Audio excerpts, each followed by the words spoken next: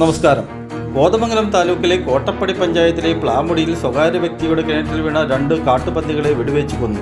പുലർച്ചെയാണ് കാട്ടുപന്നികളെ കിണറ്റിൽ വീണ നിലയിൽ നാട്ടുകാർ കണ്ടത്. വിവരമറിയിച്ചതിനെ തുടർന്ന് പഞ്ചായത്ത് പ്രസിഡന്റ് മിനി ഗോപിയും പഞ്ചായത്ത് ഉദ്യോഗസ്ഥരും ഫോറസ്റ്റുകാരും സംഭവസ്ഥലത്തെത്തി. തുടർന്ന് പഞ്ചായത്ത് പ്രസിഡന്റ് മിനി ഗോപി വെടിവെക്കുവാൻ നിർദ്ദേശം നൽകുകയായിരുന്നു.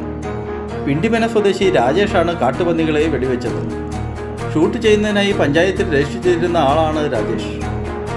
കാട്ടാനകളുടെയും കാട്ടുപന്നികളുടെയും ശല്യം കൂടുതലാണെങ്കിലും ആദ്യമായാണ് കോട്ടപ്പടിയിൽ ഈ രീതിയിൽ കാട്ടുപന്നികളെ വെടിവെച്ച് കൊന്നത്.